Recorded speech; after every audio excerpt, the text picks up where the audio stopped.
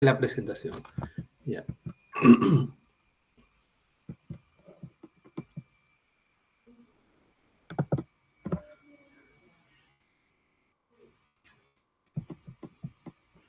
Ya, ok, iniciaremos la presentación por la hora también, ¿ya?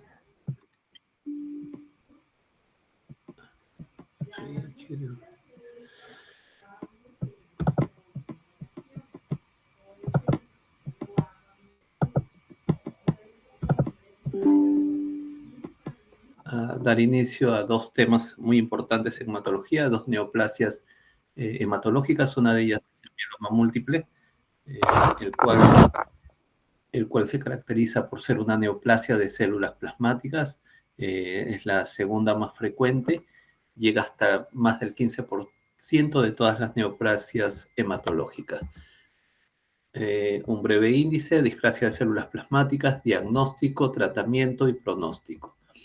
En la definición del mieloma múltiple, es una neoplasia hematológica en el cual se va a incrementar las células plasmáticas clonales atípicas, produciendo una inmunoglobulina monoclonal. Las células plasmáticas van a proliferar en la médula ósea, produciendo lesiones líticas, osteopenias y fracturas patológicas. Normalmente las células plasmáticas se producen en los nódulos linfáticos y ahí van a anidar y de ahí van a producir anticuerpos. Algunas, no todas, van a llegar a la médula ósea y ahí van a quedarse y de ahí van a producir también células plasmáticas. Normalmente debemos encontrar en la médula ósea menos de 5% de células plasmáticas. Pero cuando hay un incremento por encima del 10%, podemos estar ante un mieloma múltiple. Y estas células plasmáticas van a ser clonales, atípicas, van a producir determinados inmunoglobulinas anormales, van a producir proliferación, van a activar una serie de moléculas produciendo lesiones líticas, fracturas patológicas, osteopenia. Por cada 100.000 habitantes, más o menos hay 5 a 7 pacientes. Es 1 a 2% de todas las neoplasias malignas. Y diferentes estudios pueden llegar hasta 17% de todas las neoplasias hematológicas.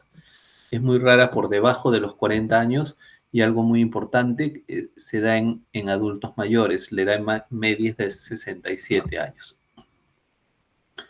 ¿Cómo definimos o cómo diagnosticamos este mieloma múltiple? Okay. Entonces, hacia el lado derecho tenemos la definición del mieloma múltiple. Dos puntos importantes: células plasmáticas clonales mayor o igual del 10%. Comentábamos inicialmente que hasta 5% puede ser normal. O un plasmocitoma extramedular o un plasmocitoma óseo probado por una biopsia. Entonces, si en médula ósea encontramos más de 10% clonales, o en cualquier tejido un plasmocitoma, que es un acúmulo de células plasmáticas, ya tenemos uno de los criterios para diagnosticar mieloma múltiple. ¿Cuál es el otro? El otro se divide en dos puntos principalmente: evento definitorio de mieloma múltiple o un biomarcador de malignidad. Más adelante lo vamos a ver. Cualquiera de estos eventos definitorios de mieloma o un biomarcador de mieloma que sea consecuencia de este incremento de células plasmáticas ya nos da ese check de sí y nos dice que estamos ante un mieloma múltiple. Entonces, más adelante lo vamos a volver a ver. Quería que vean esto. Y el otro punto es gamapatía monoclonal de significado incierto y el mieloma Smoldering. En esta gamapatía monoclonal es donde intervienen en la proteína M que se detecta en el proteinograma electroforético. La proteína M son las inmunoglobulinas que son secretadas por estas células plasmáticas. En el mieloma múltiple no lo considera. Entonces, una proteína M, un pico monoclonal, un menor de 30 gramos por litro o 3 gramos por decilitro, y una proteína M urinaria menor de 500 miligramos por 24 horas, nos dice que podemos estar ante una apatía monoclonal de significado incierto. Las células plasmáticas, como vemos, van a ser menos del 10%, no van a cumplir lo del mieloma múltiple y no va a haber un evento definitorio de mieloma. Entonces, solamente acá si tenemos el pico monoclonal, estamos ante una apatía monoclonal de significado incierto. Muchas de las gamapatías nos van a llevar al mieloma múltiple, van a ser el previo antes de llegar a mieloma múltiple. Más o menos el 3% de la población mayor de 50 años normalmente puede tener una apatía monoclonal de significado incierto. El mieloma múltiple smoldering asintomático es si tenemos una proteína M más de 3 gramos por decilitro, 30 gramos por litro, o una proteína urinaria mayor de 500 miligramos por 24 horas, o si es que las células plasmáticas están entre 10 al 60%, pero no hay un evento definitorio de mieloma. Entonces, cualquiera de estos me dice que estoy ante un mieloma múltiple smoldering. Solamente tener un pico monoclonal de 5 o de 50 gramos por litro o 5 gramos por decilitro, ya me puede decir que estoy en un mieloma múltiple smoldering. Smoldering asintomático se dice porque no tiene el evento definitorio de mieloma ni el biomarcador de malignidad. Entonces, ¿cómo vemos esto de las proteínas M? Se ve en un proteinograma electroforético. Acá es un proteinograma electroforético normal, en el que está en la parte superior, que tenemos la fracción de la albúmina, que es el 37%, 26 gramos por litro, y la globulina, que es toda esta fracción, donde es aproximadamente el 60% aproximadamente. Entonces vemos las fracciones alfa 1, alfa 2, beta y gamma, donde no se ve ningún pico, todas son como en mesetas y podemos decir que este es un proteinograma electroforético normal. ¿Hay alguna proporción mayor de la globulina? Porque normalmente la globulina debe tener 30-40% y la albúmina debe ser el 60%, pero podría ser un proceso infeccioso. Pero acá no vemos ningún pico monoclonal. A diferencia de la parte inferior, como vemos, la albúmina es esta fracción que está a la izquierda y el pico monoclonal que se encuentra en la fracción gamma se eleva como otro pico parecido al de la albúmina, incluso más grande como este, donde este sería el pico monoclonal en la fracción gamma con un 50% teniendo 35 gramos por litro. Entonces, este solo pico me puede decir que estoy en una apatía monoclonal de significado incierto o un mieloma múltiple smoldering. Si me voy a este ejemplo, tiene 35. Entonces sería mieloma múltiple smoldering si es que no hay un evento definitorio de mieloma o no hay un biomarcador de malignidad, solamente teniendo ese pico monoclonal. ¿Ok? ¿Quiénes son los eventos definitorios de mieloma? Hay dos, comentamos, ¿no es cierto? El daño final orgánico, que dentro de ellos son 4, o los biomarcadores de malignidad, que son 3. Cualquiera de estos, más las células plasmáticas mayor del 10%, me da el diagnóstico de mieloma múltiple. Si tengo un evento definitorio de mieloma, cualquiera, daño final orgánico o biomarcador de malignidad, más células plasmáticas mayor del 10%, me da el diagnóstico de mieloma. Ojo que cualquiera de estos daños orgánicos debe ser secundario a la neoplasia de células plasmáticas. Es decir, podría tener 15% de células plasmáticas en médula ósea y tener una anemia por daño renal, por una insuficiencia renal crónica. Eso no es mieloma múltiple. La anemia debe ser secundario a la neoplasia de células plasmáticas. Tenemos el acrónimo CRAP, hipercalcemia del calcio, insuficiencia renal, la R, anemia y las lesiones óseas del bond de hueso. Entonces, si tenemos cualquiera de estas secundarias a más del 10%, ya es el diagnóstico de mieloma. Además, existen otros criterios de biomarcador de malignidad. También cualquiera de estos, aún todos estos sean normales, si tenemos más del 60% de células plasmáticas en médula ósea, también es diagnóstico de mieloma múltiple. Si hay una proporción de las cadenas ligeras libres en suero mayor de 100, que son las cadenas ligeras capa lambda, si la proporción, normalmente la proporción no debe pasar de 3 a 1. Si llega a pasar hasta 100 a 1, ya es otro criterio de malignidad que me define un mieloma múltiple activo. O mayor de una lesión focal o de una lesión lítica en estudios de resonancia magnética. Si tiene más de uno, es decir, debe tener dos, ya con eso daríamos inicio al tratamiento, ya lo catalogaríamos como un mieloma múltiple activo, que es con esta diapositiva de MBC, células plasmáticas más del 10% y un evento definitorio de mieloma secundario. Si no lo tiene, puede ser un mieloma múltiple smoldering o asintomático, y si no tiene y no hay células plasmáticas, una apatía monoclonal de significado indeterminado y significado incierto, que usualmente es el paso previo antes de pasar a mieloma. No siempre vemos esta gamapatía monoclonal, muchas veces ya el paciente ya llega con el diagnóstico de mieloma múltiple. Esta es una foto o un gráfico donde se ve la relación que hay entre la célula plasmática en la médula ósea con la célula estromal y con los osteoclastos y osteoblastos. ¿Okay? ¿Qué es importante acá en este gráfico algo complejo? Que las células plasmáticas llegan a la médula ósea y se instalan acá porque encuentran un sitio adecuado para poder crecer. Hay interleuquina 6 que produce mucha angiogénesis. Esta angiogénesis va a servir para poder nutrir a estas células plasmáticas y por eso llegan a este nicho, se adecúan bien y pueden proliferar y secretar en la médula ósea.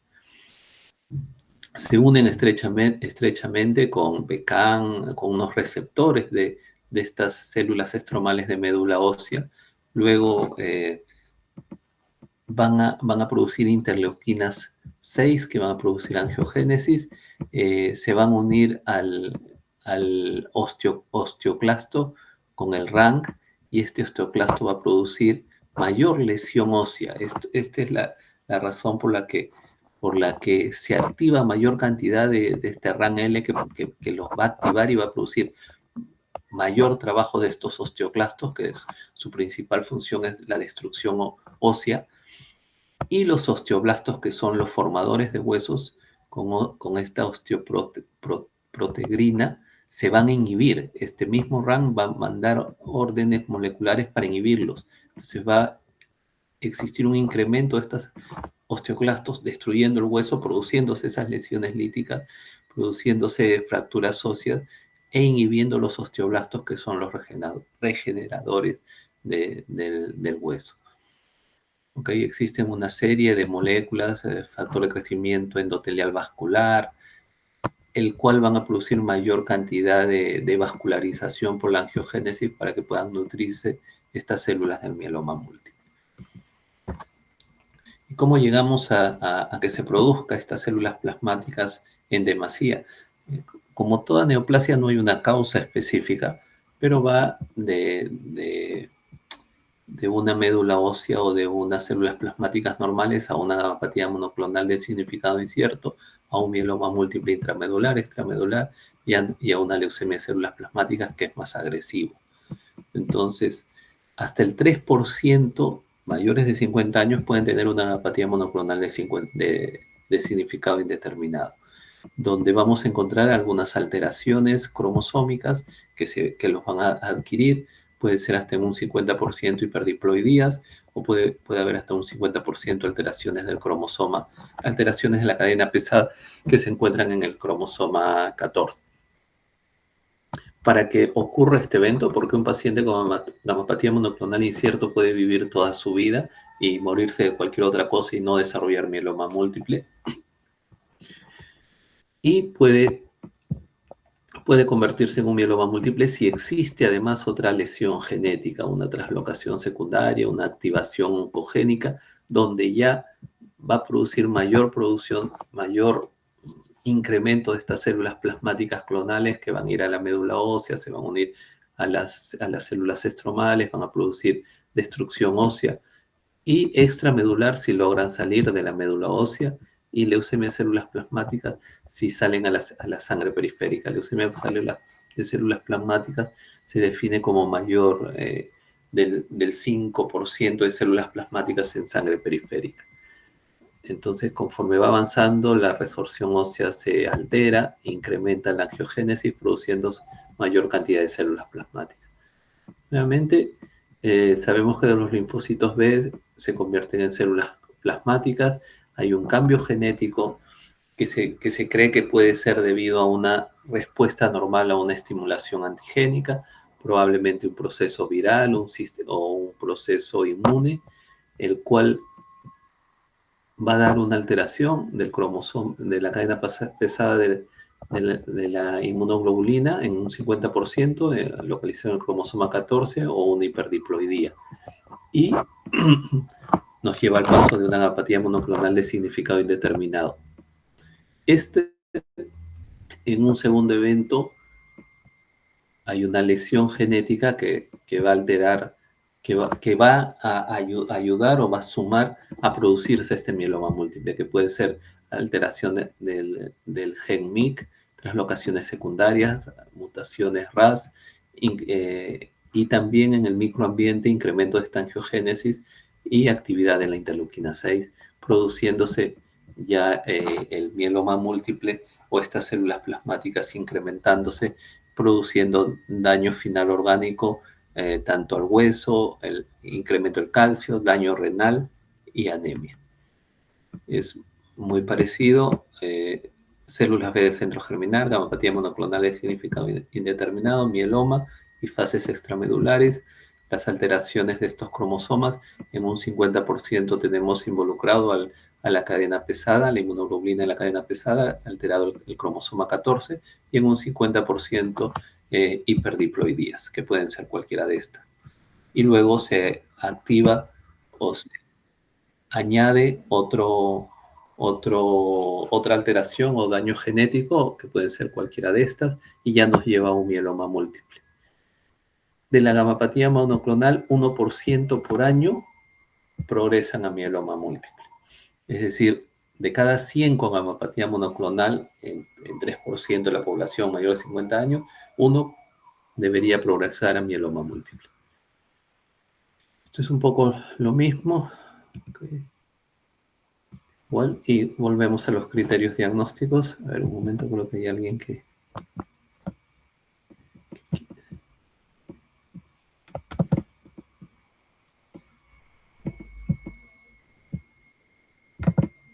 Ya, ok, entonces estamos... los criterios diagnósticos de mieloma múltiple, células plasmáticas más del 10%, o plasmocitoma óseo o plasmocitoma extramedular, más cualquiera de estos eventos de daño orgánico final o biomarcador de malignidad. Cualquiera de estos, más células plasmáticas más del 10%, nos lleva al diagnóstico de mieloma múltiple. Estas son las células plasmáticas con un núcleo excéntrico, un halo perinuclear, que es el sistema de retículo endoplasmático, que es grueso en estos pacientes del mieloma múltiple. Y ahí tenemos las células plasmáticas. Podemos encontrar en la médula ósea las células plasmáticas, que podemos realizarlo de una biopsia o de un aspirado de médula ósea. Como vemos, esto son las células plasmáticas en médula ósea. Hay un amplio citoplasma con incremento de las inmunoglobulinas que pueden formar cuerpos de Russell, porque estas células plasmáticas producen estas inmunoglobulinas en cantidades incrementadas, pero anormales, no son adecuadamente funcionantes. Un plasmocitoma extramedular en la espalda baja se ve como una tumoración, se le realizó una biopsia y encontraron células plasmáticas en esa biopsia, denominándose un plasmocitoma extramedular, y si el paciente tiene un evento definitorio de mieloma, más este plasmocitoma, sería ya el diagnóstico de un mieloma múltiple. Un corte transversal en la región torácica, donde vemos en la parte anterior, Vemos una masa que es el plasmocitoma, se realiza una biopsia y encuentran células plasmáticas clonales. Estas células plasmáticas con esta actividad incrementada de los osteoblastos y una actividad disminuida de los osteoblastos producen estas lesiones líticas, producen estas destrucciones que son muy típicas en una radiografía de cráneo. También podemos encontrar en los huesos largos del fémur, del húmero, estas lesiones líticas. Que esto es una alta sospecha diagnóstica de un mieloma múltiple. No hay otras neoplasias que produzcan lesiones osteolíticas, más producen lesiones osteoblásticas. ¿Cómo se produce el daño renal en el mieloma múltiple? Estas inmunoglobulinas están formadas por cadenas ligeras y cadenas pesadas.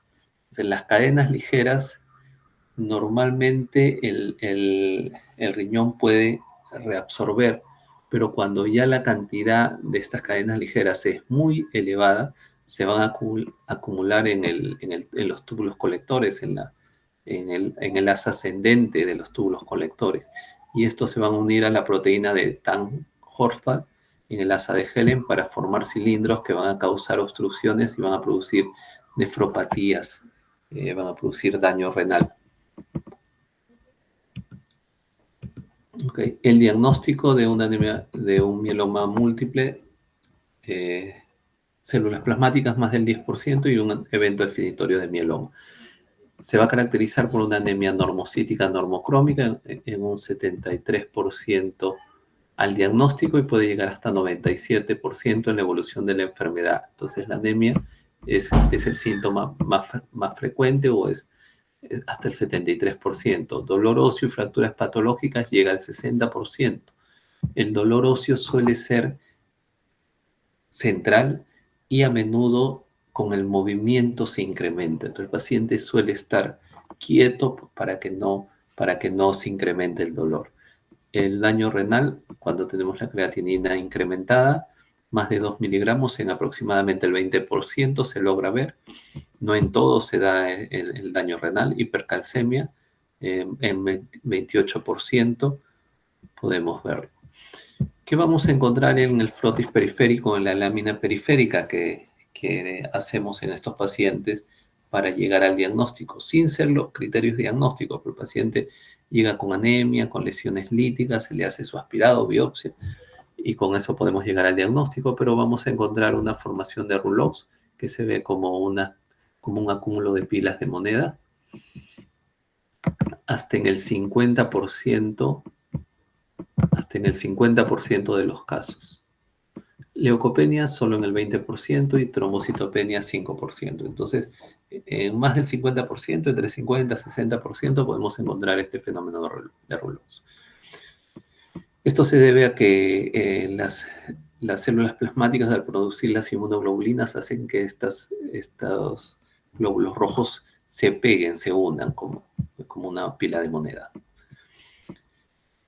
Rara vez podemos encontrar células plasmáticas clonales en la sangre periférica. La leucemia de células plasmáticas es una forma rara agresiva del mieloma múltiple caracterizado por niveles altos de estas células plasmáticas en sangre periférica. Más de 5% es un criterio diagnóstico para diagnóstico de mieloma múltiple. Los síntomas más comunes: anemia, dolor óseo, creatinina elevada, también puede tener debilidad, hipercalcemia, pérdida de peso. Un paciente adulto mayor, la edad media es 67 años, que venga por anemia, que tenga dolor óseo, que tenga una creatinina elevada, pensar que es un mieloma múltiple. Incluso teniendo solo anemia de causa no determinada y siendo un adulto mayor, yo podría pensar en un mieloma múltiple y hago mi plan de diagnóstico para determinar si es o no.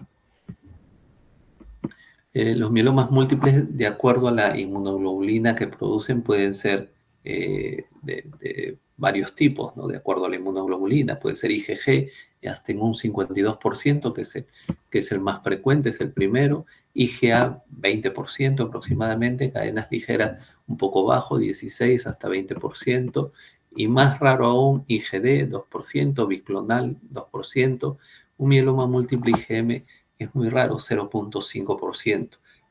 Más adelante vamos a ver que lo diferencia de una macroglobulinemia de Waldenström, que sí tiene una inmunoglobulina elevada. Entonces, si un paciente viene con una inmunoglobulina M elevada, uno debe pensar en una macroglobulinemia de Waldenström porque mieloma múltiple IgM es muy raro. Puede haber, pero es muy raro.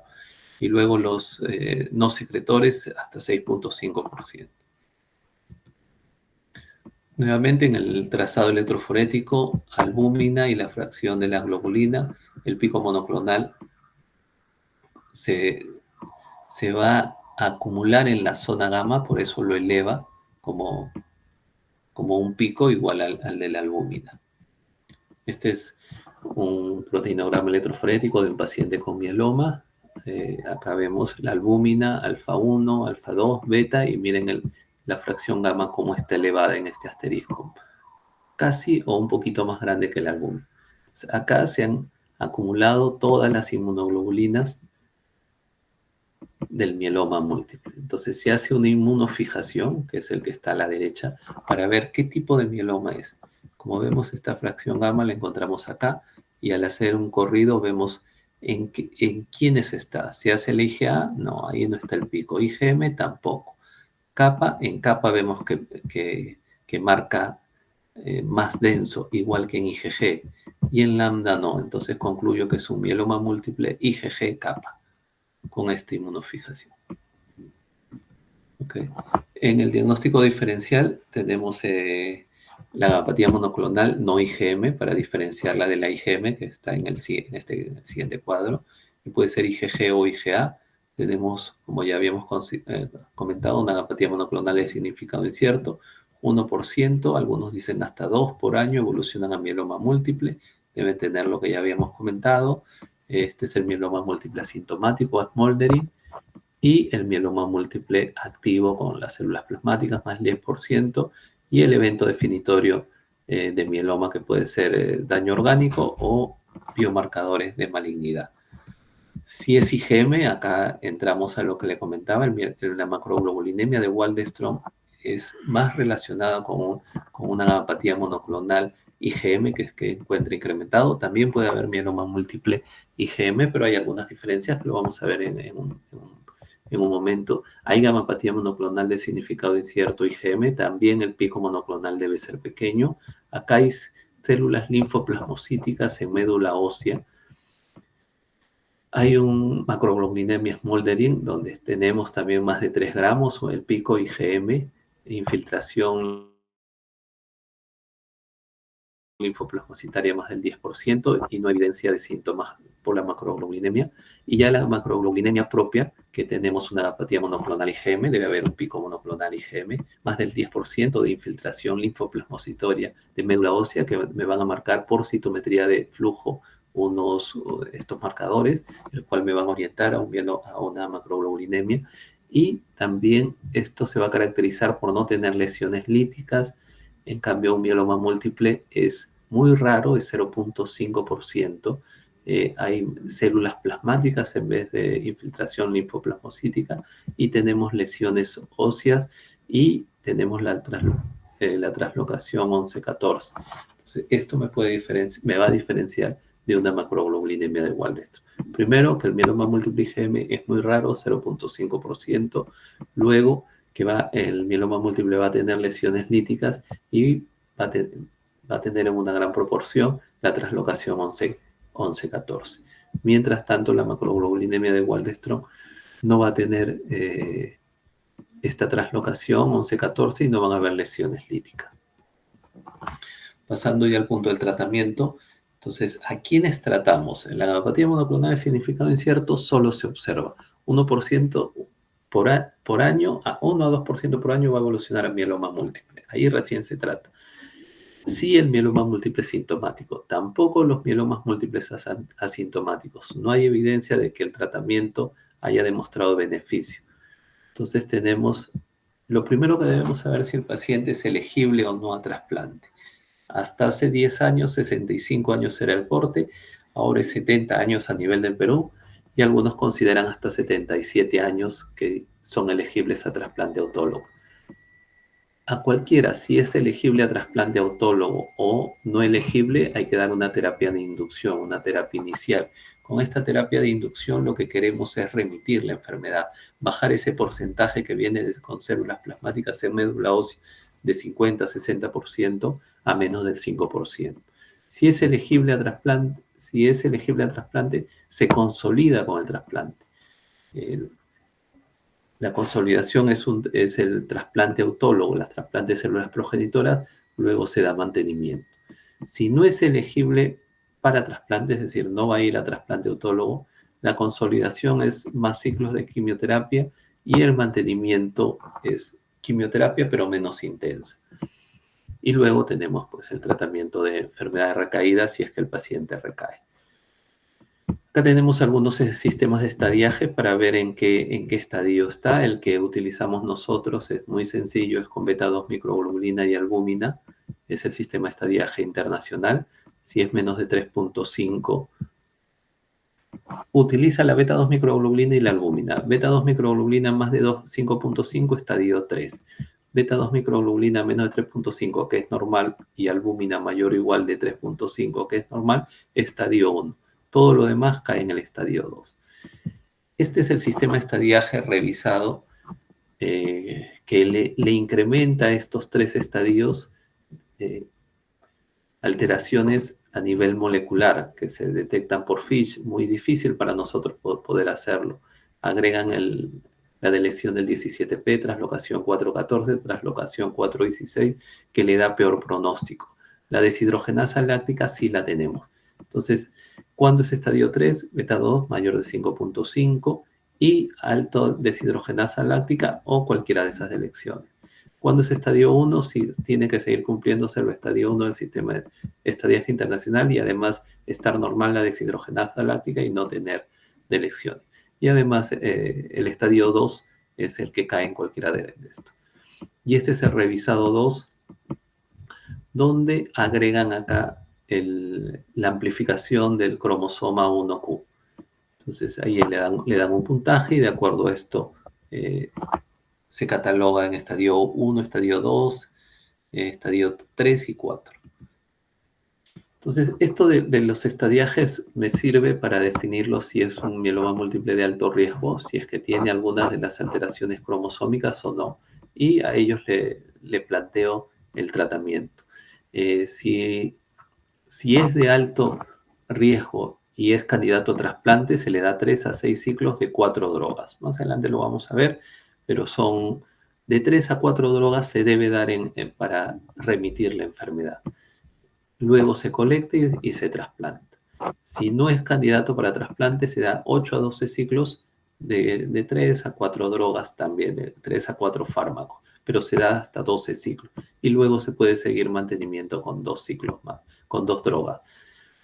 Si es de bajo riesgo y es candidato a trasplante, se da 3 a 6 ciclos de 4 fármacos y luego se colecta y se discute si se va a realizar el trasplante o no, o esperamos el trasplante para un segundo momento.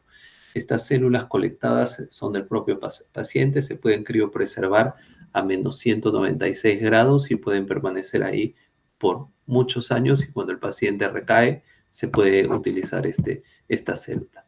Si no es candidato a trasplante, preguntamos si el paciente es frágil. Si no lo es, damos igual 4 fármacos.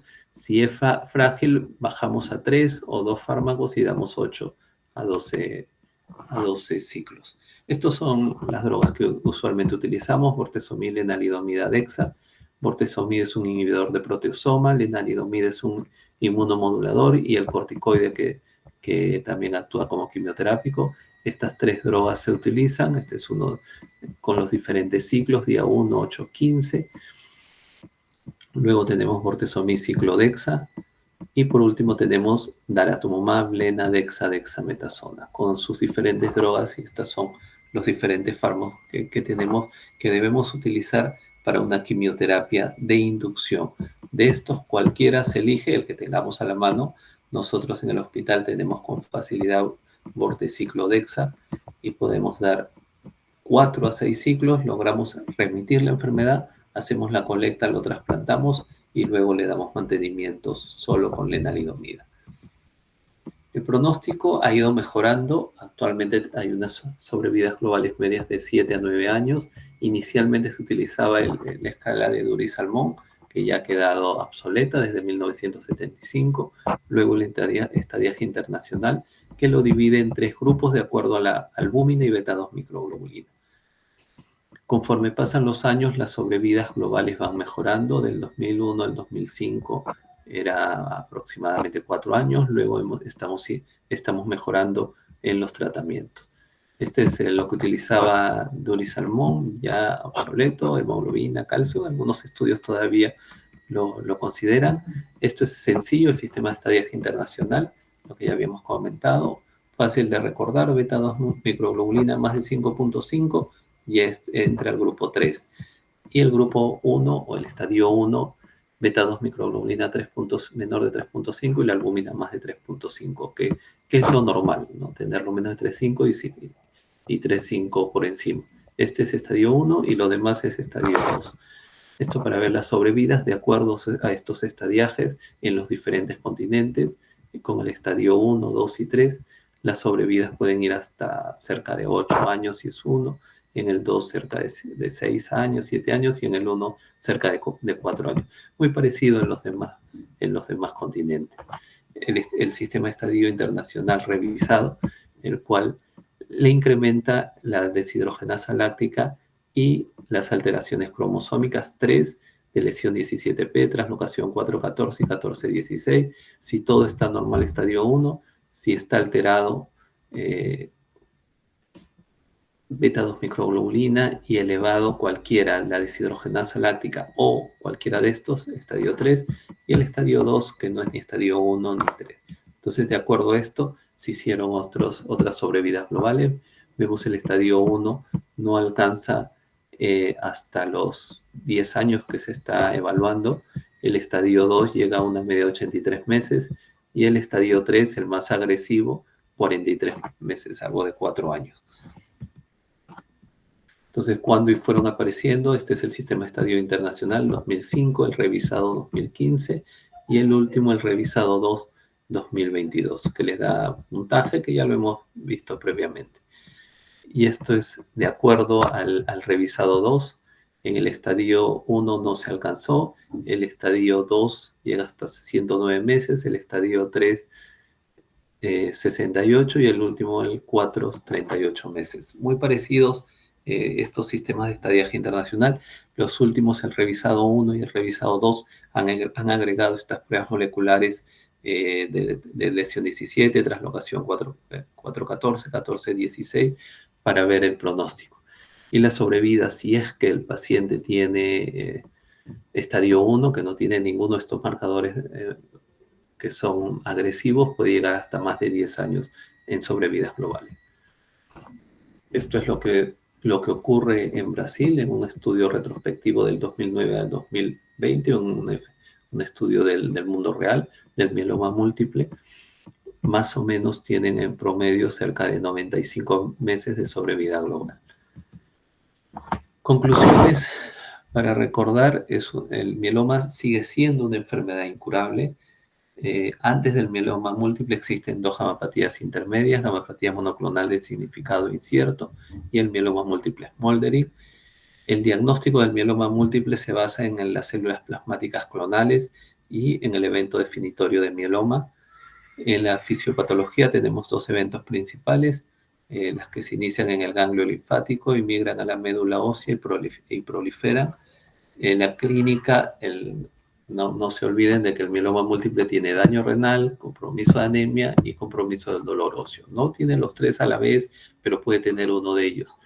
El tratamiento se basa en si es elegible o no trasplante y la sobrevida aproximadamente es de 6 a 7 años, aunque han ido aumentando hasta 9 años. ¿Okay? Eso sería